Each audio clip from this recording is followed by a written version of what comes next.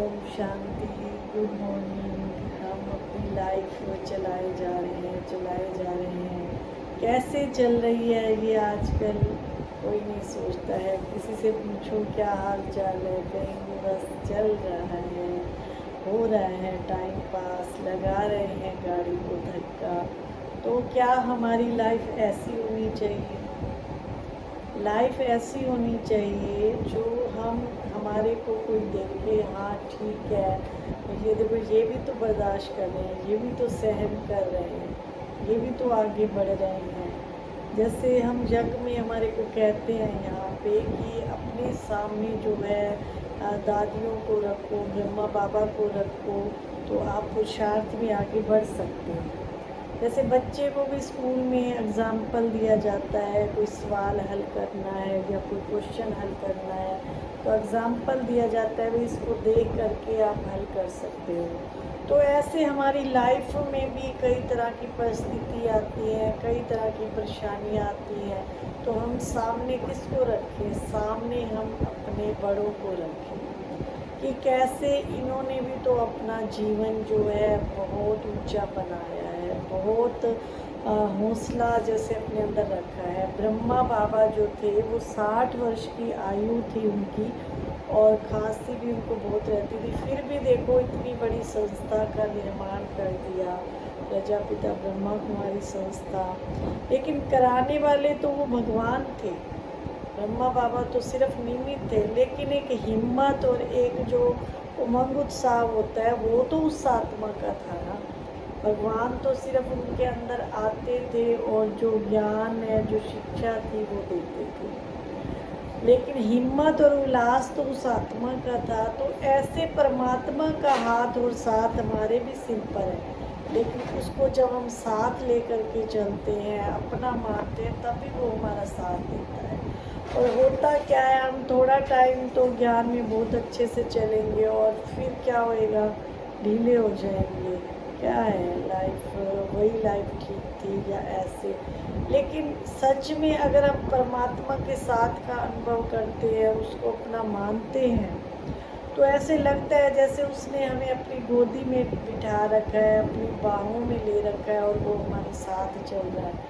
कोई बीमारी आती है, परिस्थिति आती है, तो ऐसे लगता है कि हाँ बाबा हमारे साथ है और वो मेरी बीमारी को भी क्या कर रहे हैं, सब दुख मेरे दूर कर रहे हैं। लेकिन अटेंशन हमें खुद पे रखना होगा। कई क्या होते हैं, अटेंशन देने की बजाय अलबेलेपन को धारण कर लेते हैं। नहीं ऐसा तो चलता है, ऐसे थोड़ी ना होता है, ऐसे तो मैं ऐसे हो जाऊंगी। मतलब बहुत परीक्षाएं कई तरह की आती हैं। अगर हम किसी भी मंजिल पे चलते हैं, किसी भी रास्ता अपना, कोई भी रास्ता अपनाते हैं, तो चाहे आप लौकिक रीति से अगर आप दुनिया में रहते हो, दुनिया में आपको ये हो कि मुझे डॉक्टर बनना है, तो उसके लिए आपको दिन रात पढ़ना पड़ेगा। अगर कोई सीए करनी है किसी को, तो कहते हैं 18 घंटे पढ़ना पड़ता है। तो ऐसे परमात्मा को का ध्यान करने की भी एक स्टडी है, उसका भी अभ्यास चाहिए। अभ्यास नहीं है तो हम ऐसे के ऐसे ही रह जाएंगे।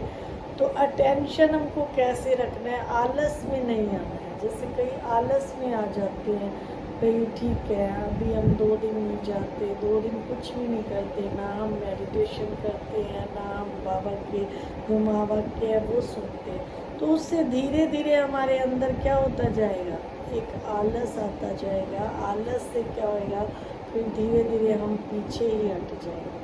तो कोई भी पुरुषार्थ करते हैं तो उसमें मेहनत चाहिए, अटेंशन चाहिए। जैसे एक बच्चा था, वो बहुत ही आलसी था, बहुत ही, तो यहाँ तक कि उसको कोई दूध दे, कुछ दे, वहीं पड़ा रहता था। उसको कहना पड़ता था बार बार कि आप दूध पी लो, और कई बार तो कोई गिरा देता था उसका दूध। मतलब खाने में भी उसको आलस, हर काम में उसको आलस था।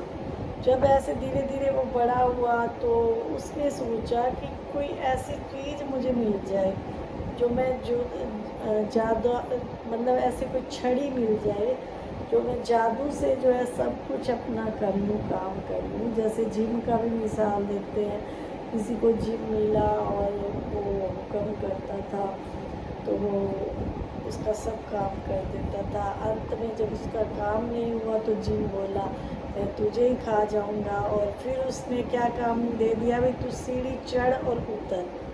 तो उससे वो जिम जब खाली हो जाता था तो सीढ़ी उतरता और चढ़ता था। तो जो आलसी व्यक्ति, ये कहानी थोड़ी अलग है, ये कहानी थोड़ी अलग है जो मैं सुना रही हूँ। वो तो ये था कि वे जिम को अगर कोई काम, मन को अगर हम कोई काम नहीं देते हैं तो मन हमारे को खाने लग जाता है। तो वो बच्चा बहुत आलसी था, तो उसके पिताजी ने कहा कि जब वो बड़ा हो गया, भाई अब तुझे खेत में थोड़ा ध्यान देना है। उसने कहा मेरे पास छड़ी है ना, मैं छड़ी से सब कुछ कर सकता हूँ, लेकिन कुछ काम ऐसे होते हैं जो जादू से नहीं होते हैं, अपनी मेहनत से भी कुछ काम करने पड़ते हैं। तो वो जो है अपना सो गया, खेत में सो गया। तो इतने में एक बकरी आई, उसने हल्की सी आँख खोली, बोला ये बकरी क्या खाएगी, थोड़ा सा खा लेगी, खाएगी। तो फिर वो फिर सो गया ऐसे देख के। फिर देखा 2-3 आ गई हैं, फिर भी आलस इतना था कि उसको कोई काम करने का उसका मन ही नहीं करता था। फिर धीरे धीरे सारा झुंड इकट्ठा हो गया खेत में और वो खाने लग गए। तो उसने कहा नहीं, अब तो वो कुछ करना पड़ेगा, पिताजी मुझे डांटेंगे। फटाफट उठा, छड़ी देखी तो छड़ी उसकी टूटी पड़ी है, क्योंकि जानवरों ने जो है उसकी छड़ी तोड़ दी थी। तो छड़ी से वो उसने सोचा मैं फटाफट इनको छड़ी से जो है भगा देता हूँ। तो उसने कहा देखो मैं आलस कर रहा था तो छड़ी भी मेरी अब कोई काम नहीं कर रही है। तो फिर उसको अंदर से मतलब दुख हुआ कि मैंने देखो भगवान के द्वारा दी हुई शक्ति को भी मैंने क्या कर दिया। इतने में वही देवता हाजिर हो गए। बोले देवता आपकी तो ये छड़ी भी मेरे कोई काम नहीं आई। बोले छड़ी तो काम की थी, छड़ी को तूने ध्यान से ही नहीं रखा, ध्यान से रखता तो ये तेरे काम भी आ जाती। तो फिर उसको महसूस हुआ कि दिव्य शक्तियों को भी हमें संभाल के रखना होता है, ऐसे नहीं जहाँ आया फेंक दिया। तो ऐसे परमात्मा हमको शक्तियाँ दे रहा है, अपनी पालना कर रहा है, अपने गुण दे रहा है, शक्तियाँ दे रहा है।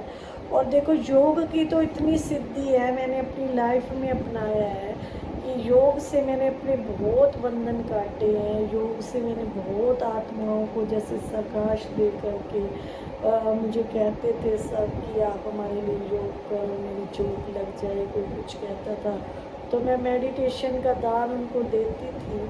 तो योग की तो इतनी बड़ी सिद्धि है, इसको हम संभाल के रखेंगे और योग करेंगे ही नहीं और परमात्मा की शक्तियों को प्रयोग करेंगे नहीं तो ये क्या हो जाएंगी, वेस्ट हो जाएंगी। तो कभी भी अपनी लाइफ में आलस ना कीजिए।